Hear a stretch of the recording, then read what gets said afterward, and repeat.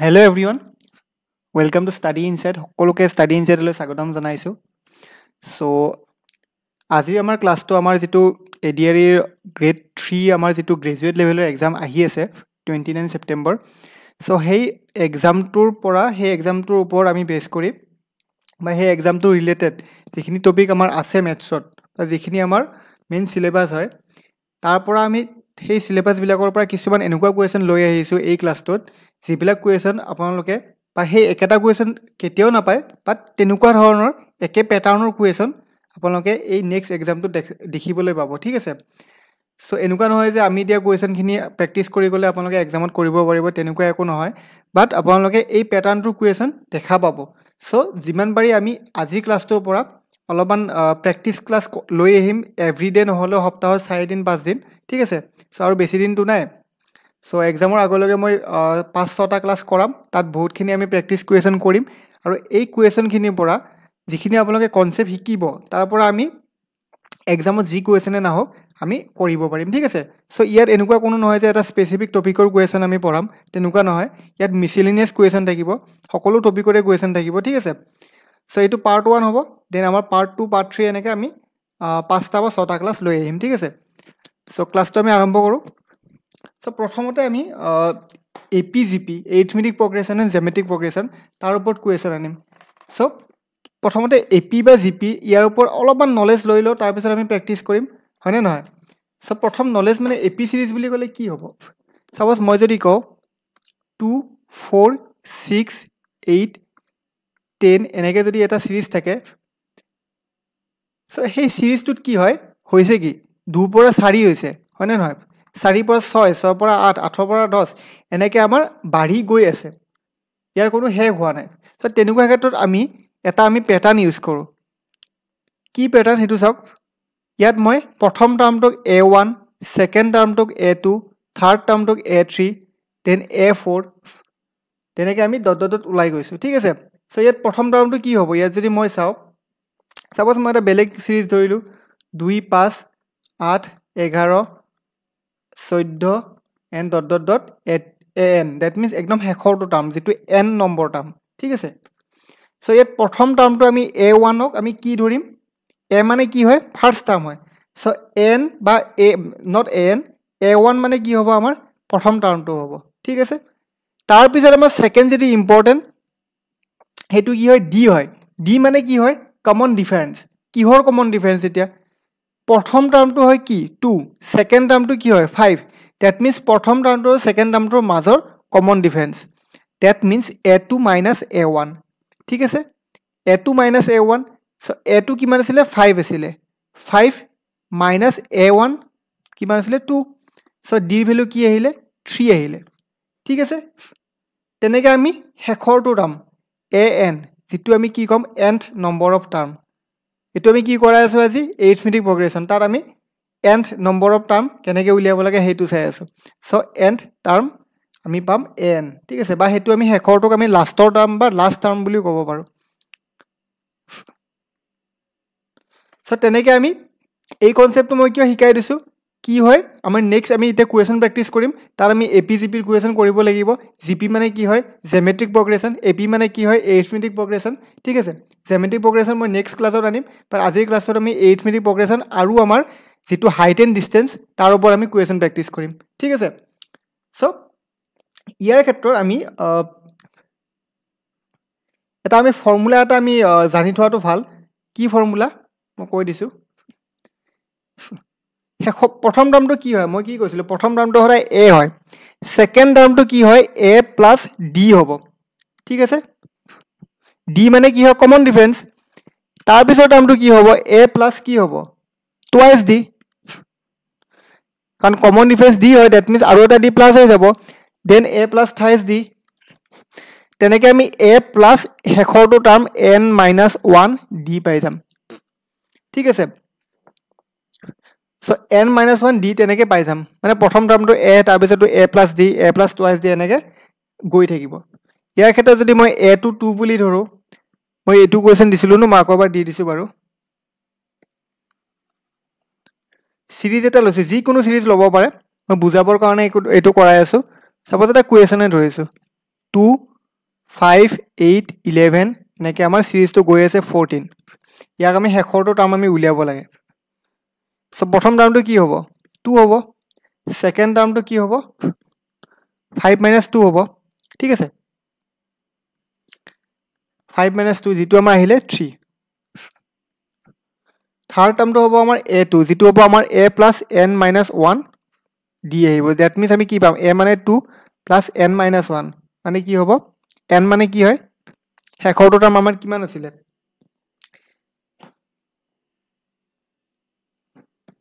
ইয়াত আমাৰ শেষৰটো টাৰ্ম আমি কেনেকৈ উলিয়াম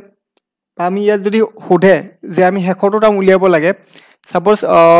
ইয়াত আমাৰ টোটেল কেইটা টাৰ্ম আছে 1 2 3 4 5 nth number suppose n number টাৰ্মটো আমি উলিয়াব লাগে তাৰ কাৰণে কি ফৰ্মুলা পাইছিলো ওয়েট কৰাই আছো an = a + n - 1 d হয় হেতু ফৰ্মুলা পাইছিলো সাপোজ এটো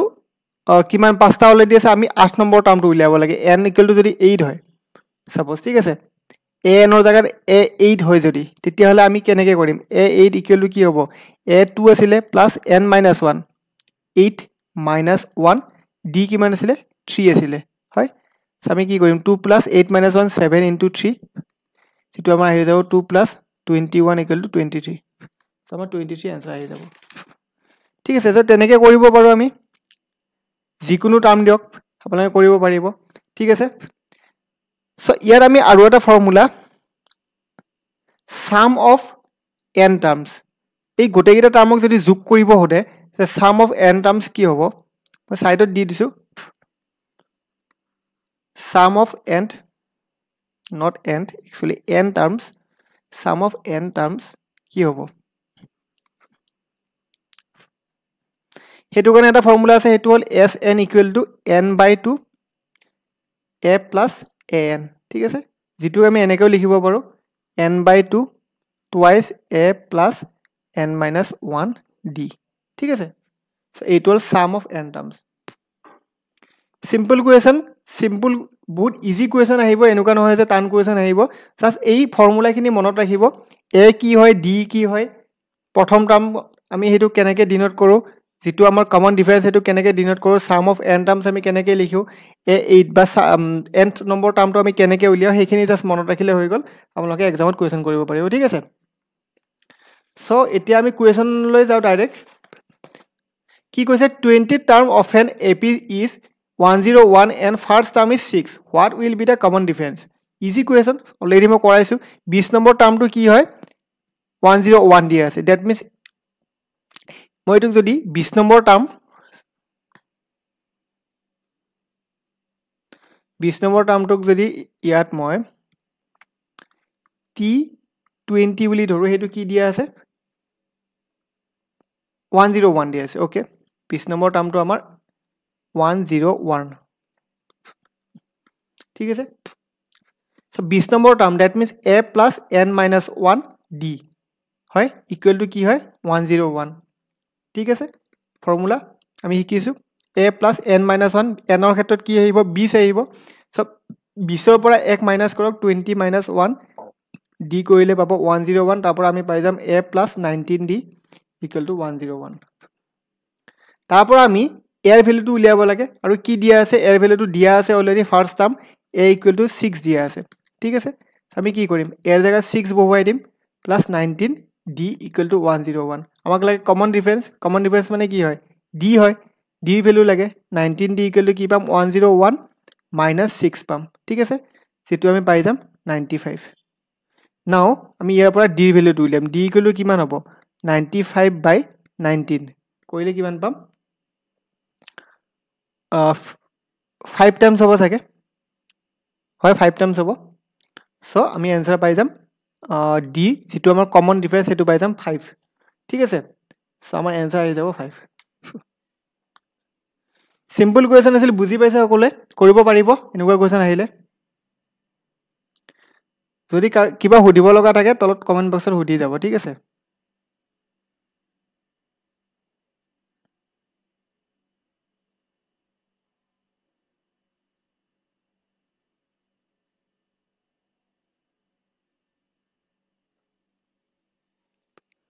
Next question. What is the first term of an AP series? AP মানে arithmetic progression series having total 25 terms whose last term is 314 and the common difference is 12. মানে দিছে কি প্ৰথম টাৰ্মটো কি দিয়া আছে ওকে প্ৰথম টাৰ্মটো আমাক সুধিছে প্ৰথম টাৰ্মটো আমাৰ আমি উলিয়াব লাগে তাতে আমাৰ টোটাল 25 টা টাৰ্ম আছে 25 টাৰ্মছৰ আমি কি কৰিম টোটাল নাম্বাৰ অফ টাৰ্মছ আমি কি লিখিম প্ৰথমতে যেটো দিয়া আছে n = 25 লিখিম কৰ পৰা পালো ইয়াত দিয়া আছে না টোটাল 25 টাৰ্মছ নাও আমি কি চাম আমি উলিয়াব কি লাগে ফাৰ্স্ট টাৰ্মটো উলিয়াব লাগে হয় টোটাল কিমানটা টাৰ্ম আছে whose last term is 314 that means an = n number টাৰ্মটো কি দিয়া আছে 314 দিয়া আছে ঠিক আছে প্ৰথম টাৰ্ম আমি উলিয়াব লাগে a = what আমি হেতু নেজানো n নম্বৰ টাৰ্ম জানো an জানো আৰু কমন ডিফাৰেন্স বা তেনেকুৱা কিবা দিয়া আছে নেকি এইটো চাওক the common difference is 12 মানে d ৰ ভ্যালু দিয়া আছে 12 আমি কি কৰিব লাগে জাস্ট ফৰ্মুলাত পুট কৰিব লাগে কি হয় an = a plus n minus 1d so an = কি হ'ব 314 আহিব a ৰ ভ্যালু আমি নেজানো এটো থাকক তেনেকে n ৰ ভ্যালু কি হয় 25 minus 1 = d ৰ ভ্যালু কি হয় 12 so ইয়াৰ পৰা আমি 314 পাই যাম a plus 24 into 12 so 314 minus 24 into 12 কৰিলে কি হ'ব 4 দুগুণ 8 4 4 2 মানে 8 8 2 so 314 minus 288 equal to আমি পাই যাম a so ইয়াৰ পৰা আমি a ৰ ভ্যালু কিমান পাম 14 24 26 so ইয়াৰ পৰা আমি a ৰ ভ্যালু পাই যাম 26 so আমি যেটো আমাক সুধিছিলে ন প্ৰথম টাৰ্মটো কি হয় ফাৰ্স্ট টাৰ্ম হেতু হ'ব 26 ঠিক আছে answer I think সকলোৱে ক্লিয়াৰ জাস্ট এটা ফৰ্মুলা মনত ৰাখিব 90% কোৱেশ্চন এই টপিকটো কৰিব পাৰিব এটো ফৰ্মুলা ইয়াত a ৰ ভ্যালু আমাক উলিয়াব দিছে n টাৰ্ম জানো n ৰ ভ্যালু জানো d ৰ ভ্যালু জানো an ৰ ভ্যালু জানো সো আমি आंसर উলিয়াব পাৰো তেনেকে ঠিক আছে নাও next question in a certain ap 5 times of fifth term is equal to the 8th times of the 8th term okay then find its 13th term কোৱেশ্চনটো কেনেকুৱা লাগিছে উনি ভাল লাগিছে কি দি আছে in a certain ap 5 times of fifth term মানে কি কৈছে 5 times মানে 5 into fifth term means t5 equal to কি দিয়া আছে 8 time of 8 into 8th term মানে t8 8 into t8 so এইটো আমাৰ কোৱেশ্চনত দিয়া আছে হয় কোৱেশ্চনৰ পৰা আমি এইটো পাইছো আৰু আমি কি জানো আমাক লাগে কি 13th term লাগে t13 আমাক উলিয়াব লাগে কি কৰিম আমি 13th term that means a plus 13 minus 1d 13 minus 1d হয় সেটো আমি লিখিম a plus 12d so এইটো আমি উলিয়াব লাগে কি হয় a plus 12d আমি কেনেকে উলিয়াম so কেনেকে উলিয়াম একো আমাৰ কৰিব নালাগে জাস্ট এইখিনি যে লিখিছিলো ইয়াৰ পৰা আমি সিম্পলিফাই কৰিম ঠিক আছে so কেনেকে কৰাই আছে মই দেখাই আছো 5 into t5 means a plus 5 minus 1d that means a plus 4d ঠিক আছে 8 into t8 that means a plus 7d okay so আমি ইয়াত কি পাম এতিয়া জাস্ট এখিনি সিম্পলিফাই কৰক 5a plus 20d equal to 8a plus 56d so ইয়াৰ পৰা আমি কি পাম আমি যদি 20 এটো সাইডে যদি 20d 56 ৰ পৰা 20d মাইনাস কৰো কিমান পাম 36d পাম ঠিক আছে প্লাস 8 এৰ পৰা 5 এ যদি মাইনাস কৰো আমি পাম 3a equal to আমি পাম 0 ইয়াৰ পৰা আমি 3 into a plus 12d পাই যাম এটো 0 পাই যাম সো ইয়াৰ পৰা আমি কি উলিয়াম a plus 12d equal to 0 এটো পাই যাম ঠিক আছে সো ইয়াৰ পৰা আমাৰ লাগে 12 ৰ ভ্যালু সো d ভ্যালু আমি জানো নেকি ইয়াত কমন ডিফারেন্স তো জানো নেকি ওকে ইয়াত আমি না a এর ভ্যালু জানো না d এর ভ্যালু জানো ওকে হ'ব a equal to আমি -12d কৰি দিম ঠিক আছে a equal to যদি -12d কৰো ইয়াত আমি যদি পুট কৰিৰু তেতিয়া 13 t13 ৰ আমি ভ্যালুটো উলিয়াব পাৰিম হয় a plus 12b equal to যদি 0 হয় আমি যদি a equal to -12d ইয়াত পুট কৰি দিও ঠিক আছে t13 ত পুট কৰি দিওঁ চাব কি কৰিছো a এটো a থাকিবই প্লাস 12b এটো আমাৰ দিয়া আছে হয় তাৰ পৰা আমি কি কৰিম a এৰ জায়গাত -12b কৰিম a মানে কি হয় এটো কি পাইছো -12b আৰু অলৰেডি আমাৰ আৰু এটা 12b আছে হয় না নহয় আৰু এটা 12b আছে দ্যাট মিন্স 12b - 12b কিমান হ'ব 0 সো আমাৰ आंसर আহি যাব 0 দ্যাট মিন্স আমাৰ যেটো 13 নম্বৰ টাৰ্ম হদিছিলে হেতু আহি যাব 0 ঠিক আছে বুজি পাইছা কোৱেচনটো কেনেকৈ কৰিছো একো বেলেগ একোৱে নাই জাস্ট কোৱেচনত যি কৈছে সেইখিনি আমি লিখি গৈছো লিখি গৈ এঠি আমি आंसर উলিয়াব ট্ৰাই কৰিছো যদিও বুজি পোৱা নাই তলত সুধিবা মই বুজাই দিম বাট কথাটো হল যে কেনেকৈ কৰিছো হে এপ্ৰোচটো ইম্পৰ্টেন্ট হয় প্ৰথমতে যি দিয়া আছে সেইখিনি কৰক তাৰ পৰা আমি a বা d ৰ ভ্যালু কিবা উলিয়াব পাৰো নেকি হেতু চাও আৰু যদি আমি তেনেকুৱাকে উলিয়াব পাৰো তেতিয়ালে আমি সেই ইকুৱেচনটো t13 ৰ জায়গাত বহুৱাই দিম t13 = a + 12d তাত আমি বহুৱাই দিম বহুৱাই দিলে আমি आंसर পাই যাম ঠিক আছে আই হোপ ক্লিয়াৰ হৈছে সকলোৰে কাৰো একো প্ৰবলেম নাই সাগে ইজি কুৱেচন হয় এইবিলাক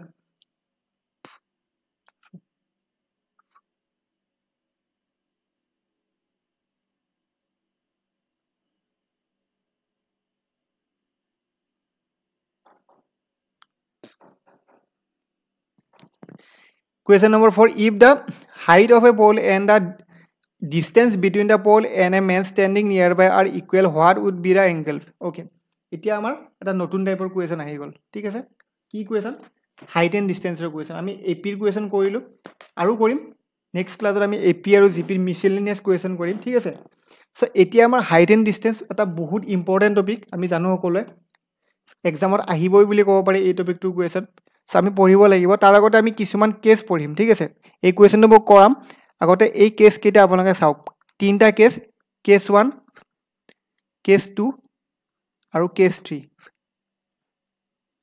so basically height and distance আমি কিহৰ ওপৰত ক্যালকুলেট কৰো এটা ৰাইট এঙ্গেল ট্ৰায়াঙ্গেল হয় এটা ৰাইট এঙ্গেল ট্ৰায়াঙ্গেল ইয়াৰ আমাৰ দুটা এঙ্গেল বনে হয় ঠিক আছে কি কৈছো দুটা এঙ্গেল এটা এঙ্গেল হ'ব আমাৰ এনেকুৱাকে যেটো আমাৰ এঙ্গেল অফ ডিপ্ৰেছন বুলি কও কি কও এঙ্গেল অফ ডিপ্ৰেছন ঠিক আছে আৰু এইটো আমাৰ 90 ডিগ্ৰী obviously আৰু এইটো আমাৰ কি হ'ব এঙ্গেল অফ ইলেভেশন ঠিক আছে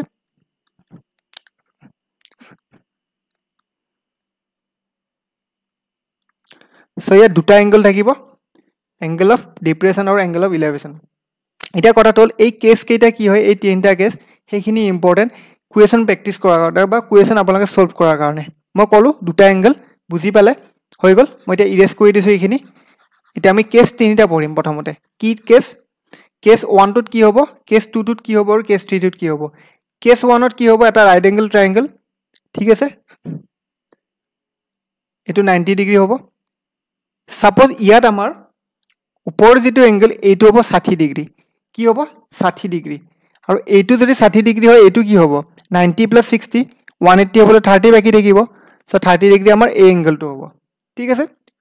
সো কি কৰিম আমি 60 অপোজিটত কি লিখিম এই বাহুটোত আমি কি লিখিম √3 লিখিম ঠিক আছে 60 অপোজিটত √3 30 অপোজিটত কি লিখিম আকৌ 1 লিখিম মনত থাকিব 60 অপোজিটত √3 30 অপোজিটত 1 এতিয়া কথাটো হল যে বহুতে হদিব যে এইবিলাক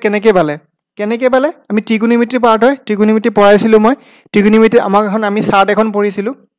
মনত আছে সকলোৰে সো সেই চাৰ্টখনৰ পৰা এইখিনি আহিছে ঠিক আছে সো কেনেকৈ আহিছে মই সেইবিলাক পিছত কম চিন্তা কৰিব নালাগে জাস্ট কুৱেচন প্ৰেক্টিস কৰাৰ কাৰণে এক্সামলৈ যেহেতু বেছি দিন নাই কুৱেচন প্ৰেক্টিস কৰাৰ কাৰণে এই তিনটা কেস আপোনালোকে প্ৰথমতে জানিবই লাগিব তেতিয়া হাইট এন্ড ডিসটেন্সৰ কুৱেচন কৰিব পাৰিব ঠিক আছে সো এইটো √3 এইটো 1 এইটো 2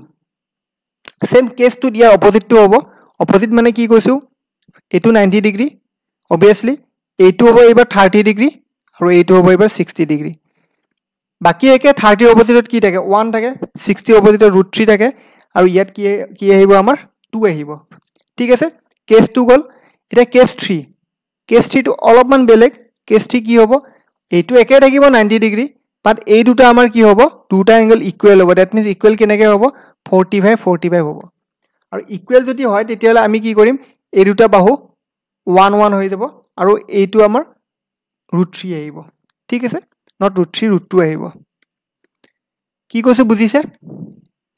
সো এইটো বাহু আহিব আমাৰ √2 সো এই তিনটা কেস ইম্পৰ্টেন্ট কেস এতিয়া আমি কুৱেচন যেতিয়া প্ৰেক্টিস কৰিম তেতিয়া আমি আৰু ভালদৰে ক'ব পাৰিম ঠিক আছে সো কেস কেইটা হল বুজি পালে মই এতিয়া এইটো কোৱেশ্চন কৰিম কি দিয়া আছে চাব if the height of a pole and the distance between the pole and a man standing nearby are equal what would be the angle okay so আমি কি কৰিম প্ৰথমতে ডায়াগ্ৰামটো ড্ৰ কৰিম মই গোটেইখিনি ইৰেজ কৰি দিছো এতিয়া আপোনালোকে এইখিনি নোট কৰি ল'ব ঠিক আছে ইৰেজ কৰি দিয়াৰ পিছত এতিয়া বাকিখিনি চাব মই এতিয়া কোৱেশ্চনটো সলভ কৰিম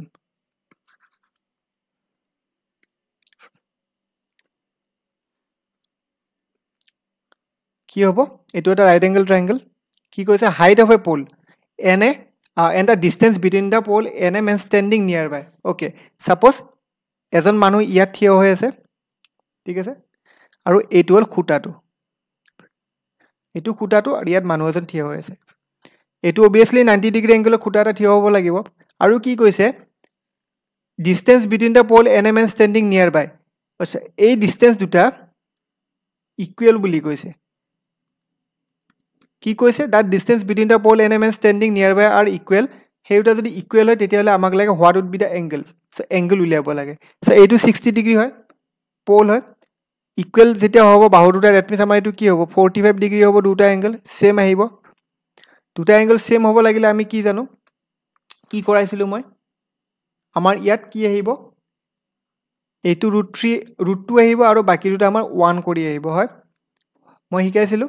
ঠিক আছে তো আমাক লাগে কি what would be the angle আমাক কিহৰ angle লাগে এই angle-টো লাগে ঠিক আছে এই angle-টো কি হয় সো আমি অলৰেডি গমে পালো ইহতুৰা যদি ডিসটেন্স বা ইহতুৰা যদি ইকুৱেল হয় তেতিয়াহলে আমাৰ angle দুটা 45 হ'ব লাগিব ঠিক আছে সো আমাৰ এনসাৰত কি উদিছে কোৱেশ্চনত কি উদিছে এই angle-টো উলিয়াব দিছে সো আমাৰ এনসাৰ আহিয়ে গল আমি একো কৰিবই নালাগে ইয়াৰ আমি √2 1 এইবিলাকো চাব নালাগে ইমানে ইজি কোৱেশ্চন বাট যদি আপোনালোকে এই কনসেপ্টটো নেজানিলে হয় তেতিয়াহলে তো কৰিব নোৱাৰিলে হয় angle এটা কেনেকৈ উলিয়াব নোৱাৰিব সো সেই কাৰণে এই কনসেপ্টটো ইম্পৰ্টেন্ট ঠিক আছে সো এইটো এটা বেস্ট ওভাৰভিউ কোৱেশ্চন আছিল এনেকুৱা কোৱেশ্চন আহিব পাৰে বেছি টান কোৱেশ্চন নাহে বাট অলপমান ট্ৰিকি কোৱেশ্চন আহে সো এইখিনি ভালদৰে কনসেপ্ট থাকিলে কৰিব পাৰিব ঠিক আছে সো এতিয়া আমি কোৱেশ্চন নম্বৰ 2 নহয় সৰি কোৱেশ্চন নম্বৰ 6 5 লৈ যাও কি কৈছে the shadow of a tower is √3 times of its height then the elevation of the top of the tower okay the shadow of a tower is √3 times of its height so আমি tower এটা প্ৰথমতে draw কৰো suppose এটো এটা tower so হে টাৱাৰটো যেটো shadow পৰিব সা পৰিব এটো কি হ'ব √3 times of its height হাইটৰ √3 times হ'ব ঠিক আছে তো এই খুঁটাটো সাটো কেনেকৈ পৰিব সাটো সদায় হৰিজন্টেলি পৰিব হয় নে নহয় হৰিজন্টেলি পৰিব খুঁটা এটা যেতিয়া থিয় হৈ থাকিব হেতু 90 ডিগ্ৰী হ'ব সাটো হৰিজন্টেলি পৰিব দ্যাট মিন্স এটো এটা ৰাইট এংগল ট্ৰায়াঙ্গল ফৰ্ম কৰিব হয় নে নহয় হয় সামাক ইয়াত দিছে কি the shadow of a tower is √3 times of its height ইয়াৰ যেটো শ্যাডো হ'ব এটো √3 টাইমছ হ'ব হাইটত কৈ হাইটৰ √3 টাইমছ সো √3 টাইমছ যেতিয়া হয় আমি কি জানো আমি এই যিখিনি মই শিকাইছিলো ইনিশিয়ালি যে মই শিকালো কি শিকাইছিলো এটো এংগল 90 ডিগ্ৰী এটো যদি √3 হয় কাৰ অপজিটৰ হ'ব √3 60 ডিগ্ৰী অপজিটৰ হয় √3 হয় নে নহয় তো 60 অপজিটৰ √3 হলে এটো কি হ'ব 30 হ'ব 30 অপজিটত কি হ'ব 1 আহিব আৰু ইয়াত কুৱেশনৰ হেতুৱে কৈছে the shadow of a tower is √3 times of its height আৰু হেই টাৱাৰটো যেটো শ্যাডো ইয়াৰ হাইটৰ √3 টাইমছ হয় হাইটটো 1 হলে ইয়াৰ যেটো শ্যাডো হয় 1 * √3 দ্যাট মিন্স √3 আমাক লাগে কি আমাৰ এটা হুদিছে কি then the elevation of the top of the tower ইয়াৰ যেটো এংগল অফ ইলেভেশন হেতু হুদিছে এংগল অফ ইলেভেশন কি হয় মই কি কৰাইছিলো মই কি কৈছিলো দুটা এংগল থাকে এটা এংগল অফ ডিপ্ৰেছন আৰু এটা এংগল অফ ইলেভেশন সো এই এংগলটো আমি যেটো কও এটো এংগল অফ ইলেভেশন হ'ব ঠিক আছে সো এই এংগলটো আমি অলৰেডি পাই গলো কি হয় 30 ডিগ্ৰী হয় না নহয় সো আমাৰ এংগল অফ ইলেভেশন আহি যাব 30 ডিগ্ৰী সো 30 ডিগ্ৰী আমাৰ आंसर আহি যাব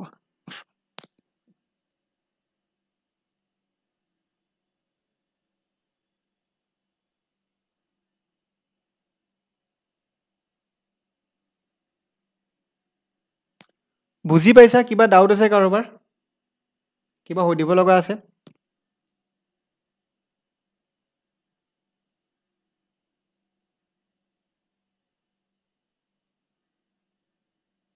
Okay, next question. The angle of elevation of a ladder leaning against a house is 60 degree and the foot of the ladder is 6.5 meter from the house. The length of the ladder. মানে কি কৈছে জখলা আদালৰ কথা কৈছে ইয়াত কি কৈছে angle of ইলেভেশনৰ কথা কৈছে সাপোজ মই ইয়াৰ গ্ৰাউণ্ডটো মই ড্ৰ কৰিছো লেডাৰ কিহত বেকাকৈ থোৱা আছে এটা খৰ এটা থোৱা আছে সাপোজ এইটো এটা খৰ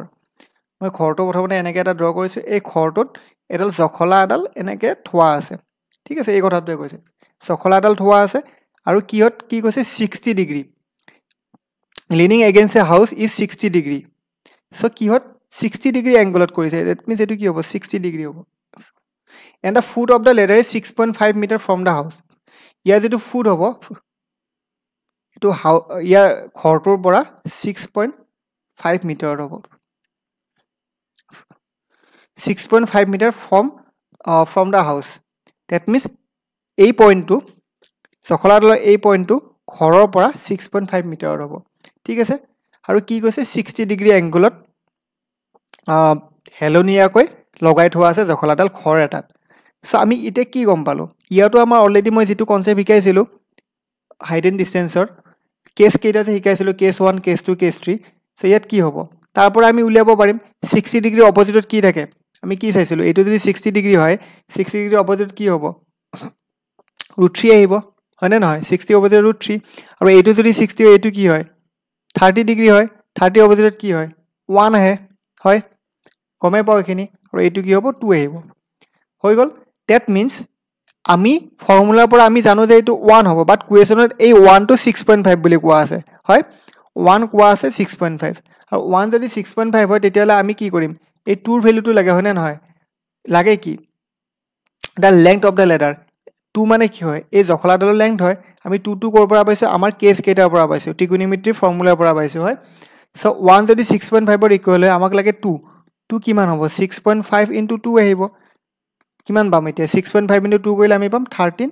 মিটাৰ হয় সো 13 মিটাৰ আমাৰ आंसर আহি যাব সো জখলাডাল আমাৰ 13 মিটাৰ দীঘল হয় ঠিক আছে বুজি পাইছা সো জখলাডালৰ যেটো হাইট হ'ব বা total length hobo hetu hobo 13 meter 13 meter ঠিক আছে ক্লিয়ার